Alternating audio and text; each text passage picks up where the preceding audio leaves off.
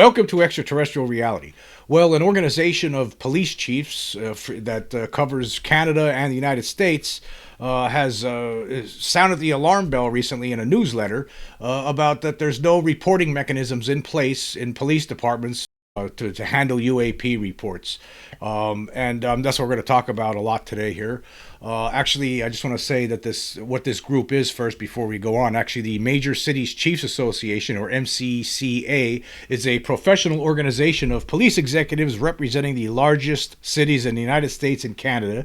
The MCCA provides a unique forum for urban chiefs, sheriffs, and other law enforcement executives to share ideas, experiences, and strategies. MCCA provides a collaborative forum for the advancement of public safety through innovation, research, policy development, government engagement, community outreach, and leadership development.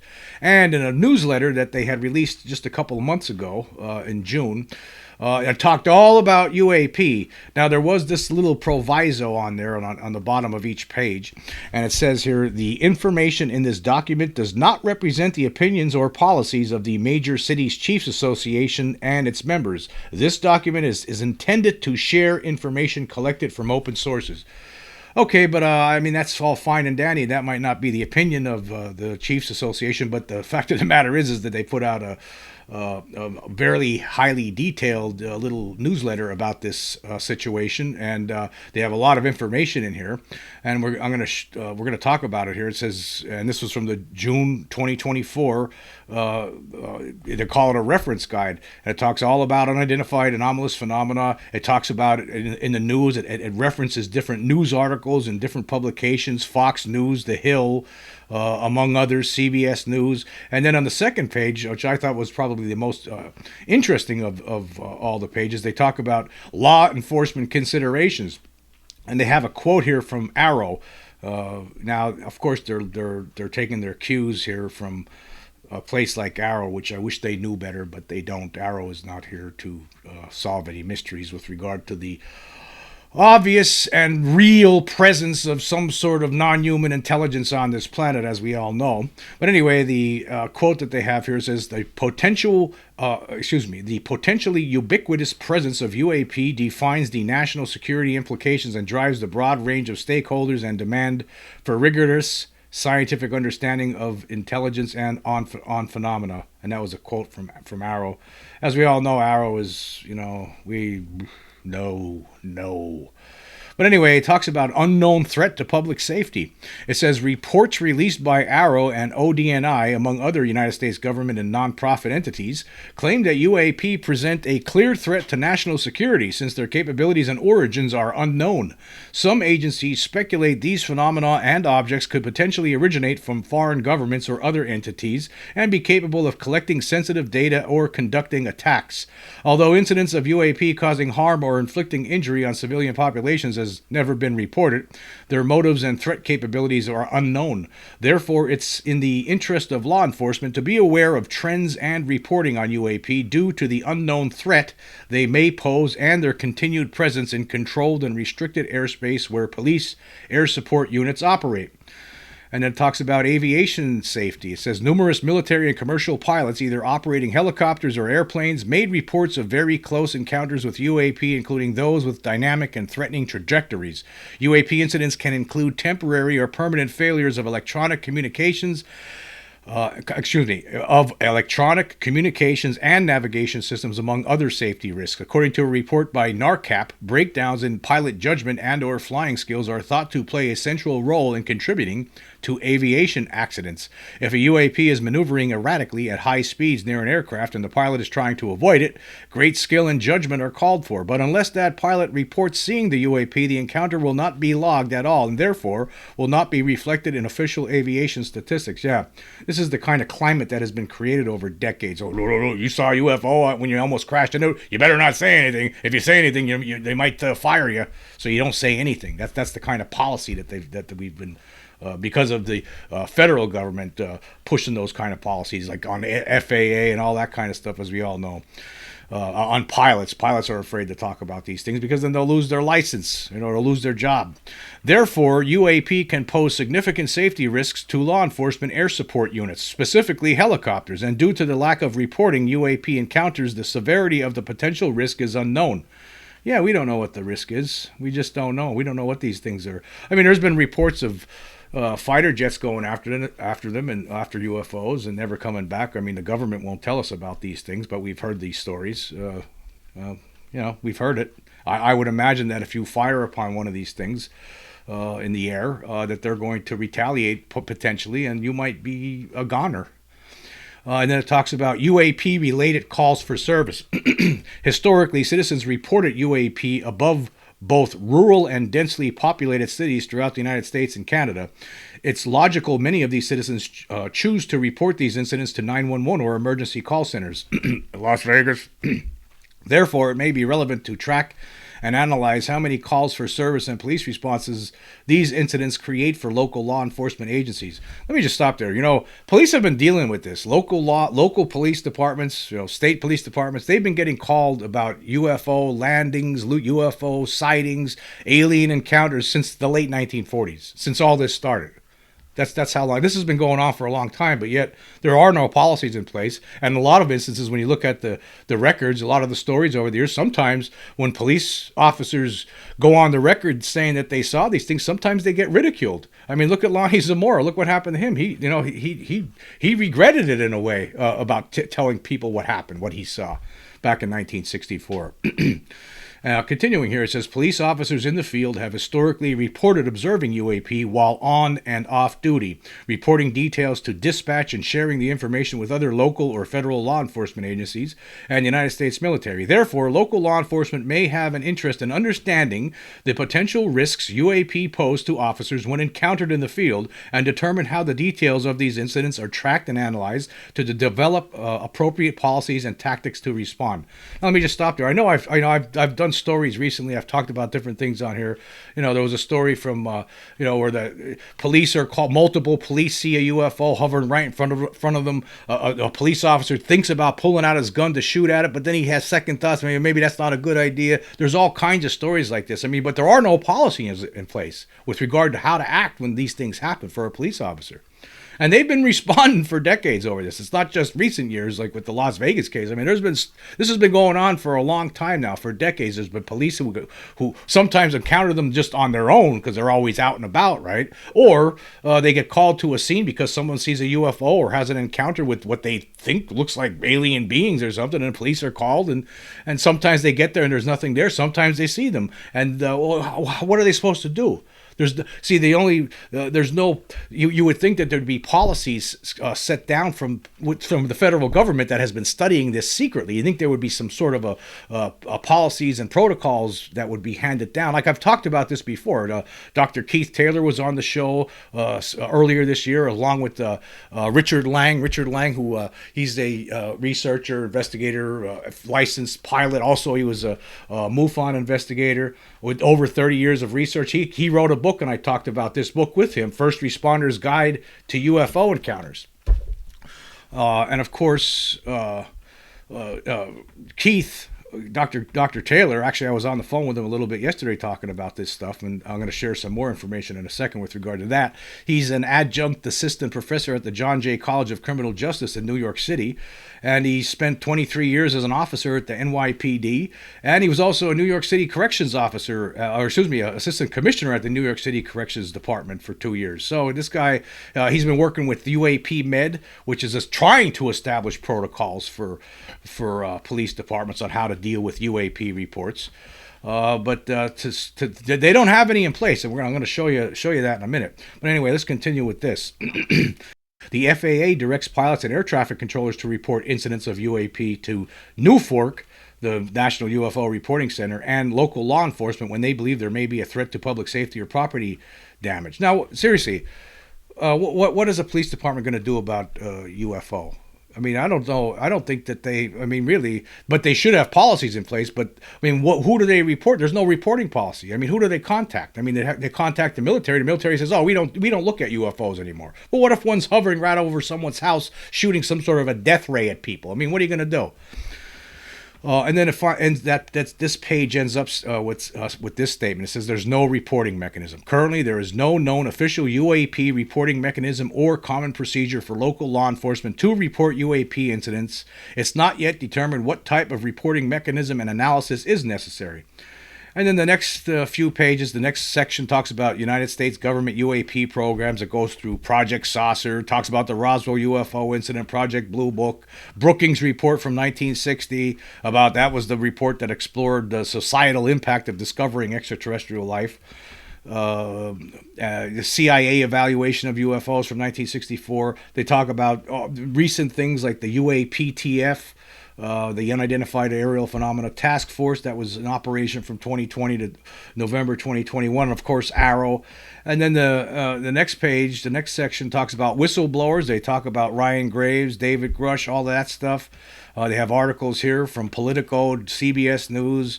I mean, they're trying to basically send out the alarm bell. Hey, maybe we should have some sort of policies in place. That's what it seems like to me, even though there is that proviso saying this does not represent opinions or policies. I mean, but you know what I guess I don't understand that in a way. I mean, the opinion there is no opinion. Well, I mean, really, I don't know. The reality is there's something here. UFOs are real. The government basically admitted it, right? In a way, I mean, they say that there's things out there that they don't know what they are yet. So it is real. And I don't understand. Yeah, this is intended to be information just from open sources, but I think it was put out there to give these police chiefs, hey, we need to think about this. We need to have some policies in place. That's why this was put together, I think. And then it talks about what's going on. The next section, Section 5, talks about UAP and Congress and some of the things that are going on there, the legislation that they've been trying to pass, different articles, different people like Matt Gaetz trying to call for Jarrett Moskowitz, Tim Burchett, and Matt Gaetz calling for a bipartisan conference on UAP transparency. That was from last year. So they have all different articles here that somebody really took their time and put this together, and I got to say, it's pretty decent. It's a really information-packed newsletter. Then Section 6 talks about UAP and United States Department of Defense, Arrow. And it talks about Arrow and their reports. And then the next section talks about other United States government and international reporting. It gives what's going on in Canada, France, United Kingdom, on how they're reporting, where they're reporting. What they think of this. And then it talks about NASA's independent study from 2022. These are things I've talked about here on the show before. A lot of the stuff I think has been useless. Some of it. I mean, obviously the person who put this together is basically using just government information from the government and from news articles that speak about what the government's doing, what the federal government's doing, and that's really what it is. And then Section 9 talks about UAP and the FAA. And it's like I said, it's jam packed with information, and it looks like somebody in the police chiefs this organization thinks, hey, maybe we better start thinking about adopting some policies here. Well, where do we report these things after we see them? And it's beyond that. What are the protocols? They don't really get into that here. There's no protocols in place on how police should handle these things. Emergency responders. That's stuff that was talked about in this book from Richard Lang.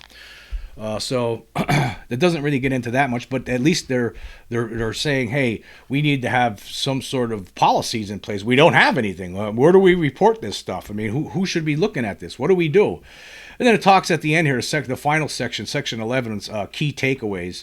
And I thought this was interesting. They just have a little basically outline here at the end of everything that they get at, that you should get out of this. It says here, former United States naval pilot Ryan Graves says unidentified objects in defended airspace represent a domain awareness gap. This gap poses a clear and present danger to pilots and our soldiers that is more acute than ever.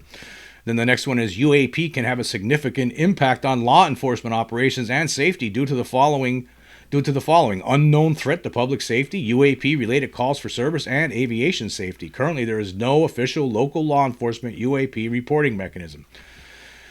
And then it has a few other ones on there. I'll leave the link, of course, so you can check this out for yourself, but I think it's very interesting.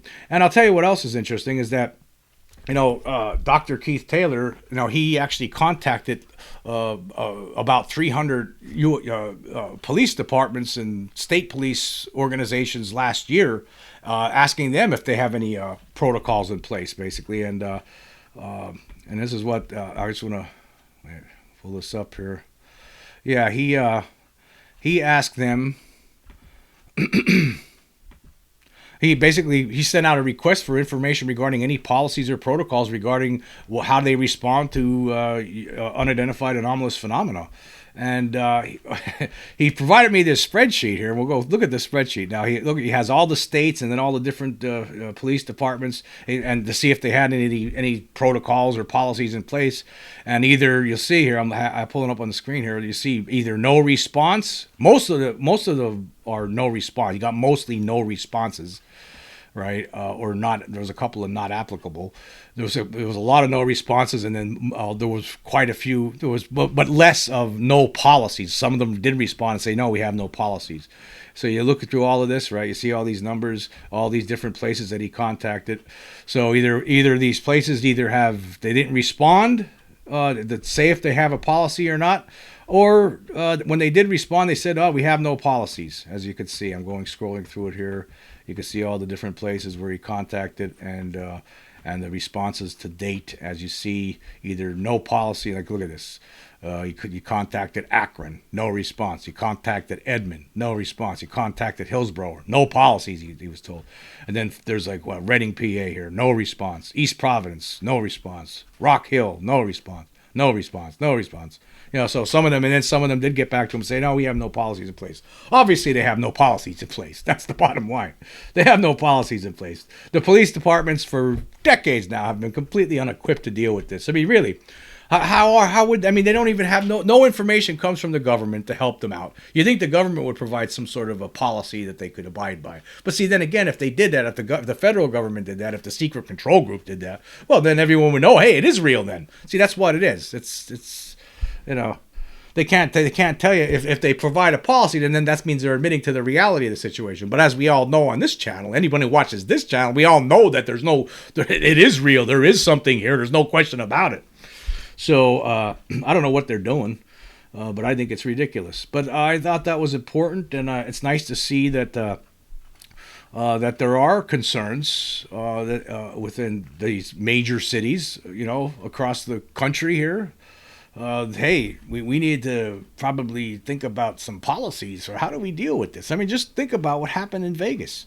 Okay, look at that Vegas case. You had, before the police showed up, you had family members, 3 of them armed, walking into a backyard, face to face with alien creatures, scared out of their minds, chased out. One of them could have fired on them, but they didn't. Thank God. Who knows what would have happened? But say when the police showed up. Now we still don't have that footage from when the police went back there. There were 2 officers that went in the backyard with the kid, Angel.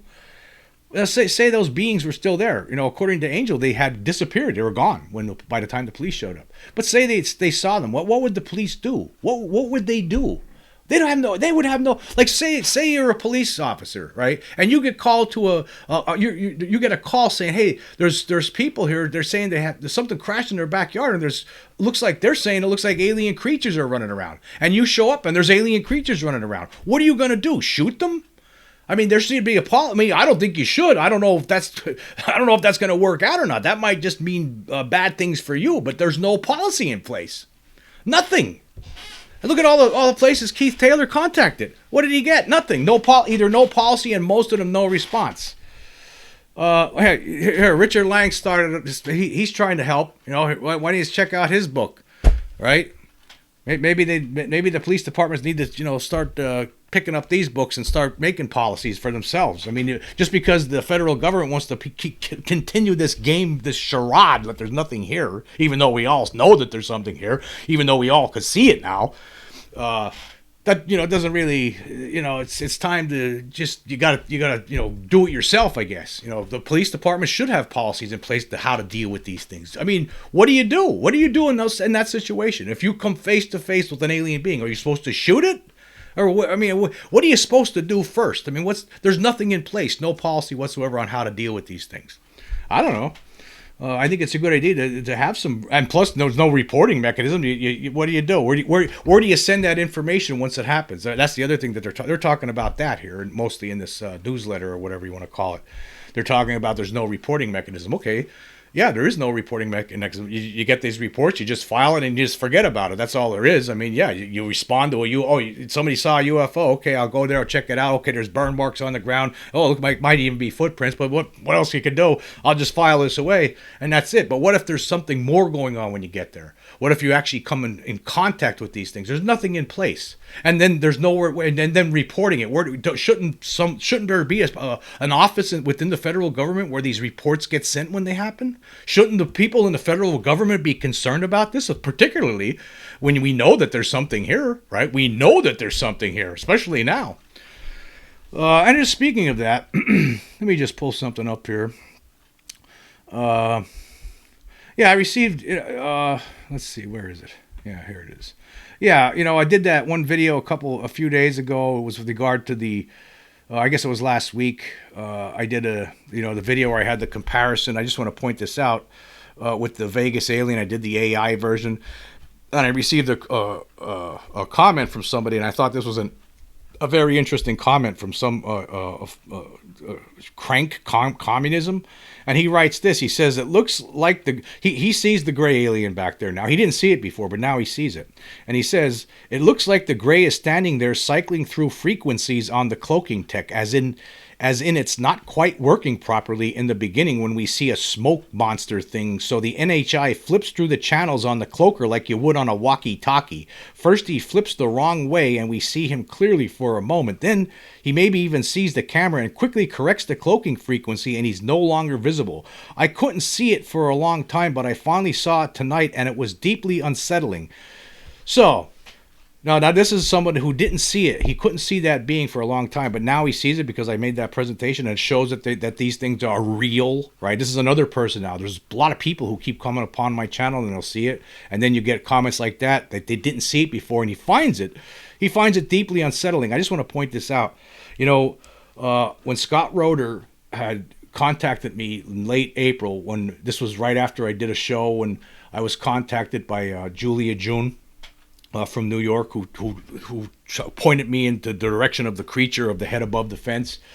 And then I did a show about that. And then Scott Roeder had watched that, and then he contacted me on a Friday. It was the last Friday in March. And he started laying out that he basically had forensic scientific evidence now proves that they were there. And when I looked at all that stuff and I knew I was going to be doing a show about it the next week, I mean, I felt that same way. I was it was unsettling. When you first realize that there's something there, I was for about a week or so. I mean, I was like, there's something about actually finally seeing that, okay, this proves it. When you see something that proves, even though I had my own experiences, even though I already believed it, but when you're finally presented with that proof, there's something unsettling about it. And this guy here, he felt unsettled when he realized, oh my God, yep, this is real. And here's the so there's police chiefs. I know that police chief association. They're going by the stuff that the government. They're going by Arrow. They're going by reports in the Hill and CBS and Fox and all that stuff. And that's great. But you need to just take it from this position. There's something here. There is something here. There's most certainly something here. And it's not okay. Yeah. Are there foreign drones and all kinds of stuff like that? I'm sure that there are. Right? Are there Chinese spy balloons? Of course. Okay. Yeah.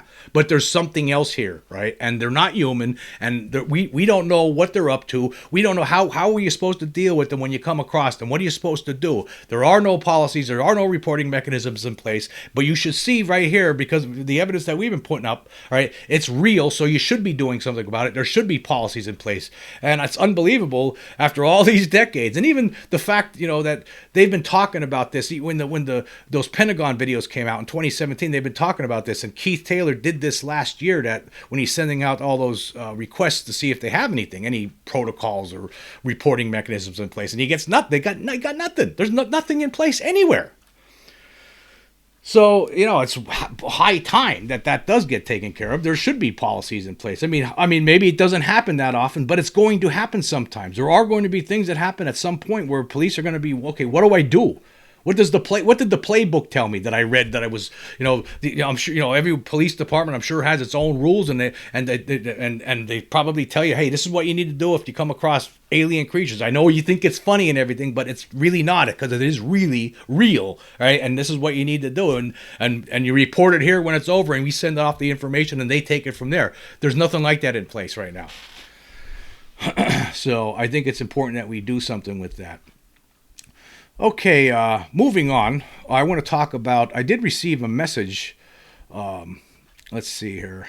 Yeah, this was, I've been talking recently about I've always mentioned Pascagoula, the 1973 Pascagoula UFO incident. And, I've been recently talking about this book from Philip Mantle and Irene McCannon Scott, Beyond Reasonable Doubt, which is the best book ever about Pascagoula. Fantastic book, I got to tell you. And I got a message, an email from somebody who thinks that he might have, on that same night, about 250 miles away, he had a UFO encounter. I received a message from, we'll just call him Paul. We won't use his last name, but this is what he says. He sent me an email. He says, "Hey, hello, Jim. On the night of October 11th, 1973, myself and a friend had an incredible encounter of the first kind with a UFO. At that time, I was living in a small community in South Louisiana. As you know, the fall months of 1973 were filled with numerous UFO sightings, leading to one of the biggest waves recorded in modern UFO history. I told my friend if we go out tonight, we may have a sighting. Little did we expect to have the experience of what unfolded before our eyes that night. We went out into the countryside north of that community where we lived. There was only darkness, no lighting of any kind, just cow pastures and gravel roads. We stopped on the side of a road next to a pasture. There was only the starlit sky and a small farmhouse way out to the north of us. As we stood by the car, I noticed a red light moving across the sky from west to east. All of a sudden, the light stopped and turned a brilliant green with no sound whatsoever. It then started to descend. I told my friend, let's do a U-turn. Now the pasture we were near was shaped like a horseshoe, so we went around it and came up the other side. At this time, it was crossing the road in front of us. It then turned into an incredible yellow light. I told my friend, drive faster and blink your lights off and on. I was so excited my friend shouted, it turned purple and something dropped out of it. We then stopped the car. As we stood there in complete darkness, it was no more than 50 yards, about 200 feet in altitude, and was pulsating in the most intense colors of red, green, and orange. You couldn't make out the shape of the craft because of the intensity of the pulsating lights. It was amazing there wasn't a sound. There wasn't a breeze. It appeared to move a little in a north direction and was gone. I mean, it vanished so fast it was like turning the light off in your bedroom. The next day I was in class at a school 20 miles to the north. Some students were talking in front when all of a sudden one of them said, did you hear about this object that flew over this town last night without a sound and these brilliant red and green and orange lights? Little did I know that about 250 miles to the east in Pascagoula, Mississippi, around the time of our sighting, Charles Hickson and Calvin Parker were having an experience so amazing that it will be among the top encounters in ufology. So, what do you think about that? So there's a guy, 250 miles, he was 250 miles to the west of the Pascagoula incident on the same night, and him and his friends saw a weird object. I wonder if it's connected. I don't know. But I want to say thank you, Paul, for sending me that. That was very interesting.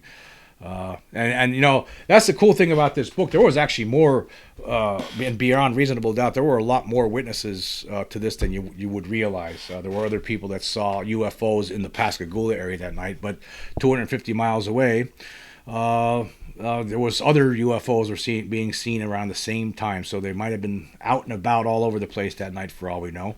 And maybe there were other people who had encounters like that. I would have to imagine that, say there were other people that had encounters very similar to Calvin Parker and Charles Hickson. I would imagine that most of those people would never tell anybody about it, or if they did, it would only be a couple of family members or people they trusted. But most people, I think especially that long ago, over 50 years ago now, probably they won't even want to talk about it publicly because they know what it means. I always talk about my friend Scott when we saw that UFO. The first thing he said after it was all over, he said he's not telling anybody, he's not saying anything. That's what he said. That was the first thing he said, and that's because that's how it is. That's how it is. Okay, and then I received another thing here. I'm going to just share this quick. Marie one of my subscribers sent me this. I'll pull it up on the screen so you can check it out. I mentioned the other night that, if you look at that, you could create a drinking game over how many aliens are in the Vegas video. But she actually said that this is what she wrote to me. She wrote, it's funny you mentioned a drinking game on your last show. This morning I had the thought of an extraterrestrial reality drinking game. And she made a mock-up of it here. And she calls it Jim Quirk's Extraterrestrial Reality Drinking Game. She says, take a sip when personal experience mentioned. Las Vegas aliens, Jeremy Corbell or Ben Hansen mentioned, call someone a dumbbell, dare someone to come on for a debate, Stephen Greenstreet or Mick West mentioned. And you finish your drink when your comment is read.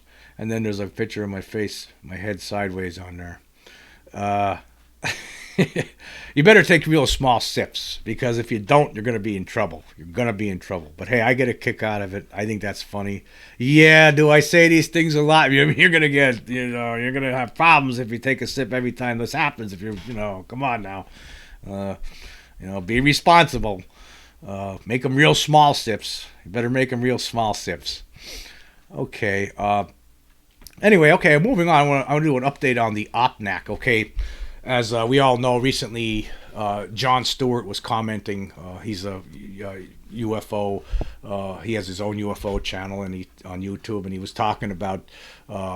He thinks he figured out, and I think he's right. He figured out what the initials BBS stands for. The BBS was initials that were listed in the leaked Majestic-12 Special Operations Manual that was leaked 30 years ago to UFO researcher Don Berliner. He receives a roll of film in the mail, and when he looked at the film and he had it developed, it was basically pictures of pages from an apparent top secret document, top secret manual that tells the Majestic-12 and OPNAC group, whatever that means. We're going to talk about that in a second. Whatever that means, that tells them how to handle, what to do, where to send dead alien bodies, how to package and crate them, how to package and crate recovered materials from crashed UFOs, where to take crashed UFOs, all of that stuff, where to take living aliens that are found at a crash site. And the place to take a living alien that's found at a crash site, according to that Special Operations Manual, as I talked about, it says it's supposed to go to OPNAC BBS. Now, Jon Stewart, one of his followers, told him that they think it means Bermuda Biological Station, and I believe that was correct, as I've been talking about. Now, OPNAC, we still don't know. We don't know exactly what that means. Now, Jon Stewart said he believes it means Operational Naval Command. I received an email recently from someone who believes, and this person doesn't want their name mentioned, but he said, I wanted to tell you that I have a friend on the inside. He said OPNAC technically is Operational Naval Center. So maybe OPNAC means Operational Naval Center. We just don't know. We don't know. But that could be it. This guy tells me he has a friend on the inside, and he's saying that's what it is, Operational Naval Center. So when you looking through that Special Operations Manual, which I think it's most likely real. I don't think it was hoaxed. I don't see. Again, I talked about this before. I don't think that manual could have been hoaxed. It was just too complex. And this is. I mean, you could see how complex it is. I mean, you would think if somebody was hoaxing it, for instance. I mean. For one thing, it follows all of the protocols of how these documents are put together. And the document was apparently from the 1950s, 1954, I think. And it was used in a type font that was used at that time. It was used in language that was used at that time for the most part. I mean, it really, jibed with how a document created by the United States federal government back in the 1950s would look. That was one thing. And it was just... The time and effort to put something like this together, when you look at that, I can't sit here and read the whole thing to you. I'll leave a link again for it so you can check it out for yourself if you want to when you have the time. There's just no way, right, that it would have been... I can't see how it could have been faked, even though I do give it a small percentage, just 2 or 3% chance that it was fake, because you never know. But I don't think so. I think it's 97, 98% chance that it's real. And this is, to me, right, for 30 years now, that has been floating around. And only until this year, 30 years later, that somebody finally seems to have guessed what BBS stands for. right? We still not really sure what OPNAC stands for, although I have a source telling me that, that it means Operational Naval Center, right? But we still don't really know what OPNAC stands for. But I believe that the Bermuda Biological Station, where scientists who are, and which is affiliated with like the for the United States Navy, right, and the Atomic Energy Commission, where it's studying sea life, right, studying marine life. I mean, you would think that makes sense. So if it was hoaxed, right, then somebody would have actually had to think of that. They would have had to think of, like, come up with, okay, we're gonna put in this abbreviation. We're not gonna say anything in the document about BBS means. We'll have to we'll let them figure it out on their own. We'll make it so good, right? I just can't see someone being that smart, right? You would have thought that over time, like after that thing was leaked, you would think that somebody would have, because this has been something that's been asked over the years and nobody had an answer to it. What does it mean? Nobody knows. People like Robert and Ryan Woods, who have investigated this and made very good arguments on why it is real. People like Stanton Friedman, who's looked at this. Good arguments about why these documents, these Majestic-12 documents like the Special Operations Manual, was real. They all these years nobody came up with BBS. You'd think that somebody, if it was a hoax, right, you would think that the person who did the hoax would have sent a letter or something out saying BBS means Bermuda Biological Station, but nobody ever did that. It took all these years, 30 years, till somebody put two and two together and realized that's what that means. So that to me, this just further solidifies the fact that it helps corroborate the idea that this is a real document. But here was something that somebody else sent me. Somebody emailed me this thread. This is from abovetopsecret.com, and it was, I guess it was something from 2004. Was Stanton Friedman was answering questions about the Special Operations Manual. And here's somebody named Gazrock asks, you stated on your site that you believe the Special Operations Manual has a good chance of being authentic. I happen to agree. In that regard, I was wondering if you could confirm what I believe to be the locations for shipment.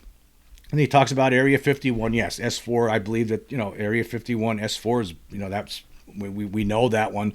The Blue Lab at Wright-Patterson Air Force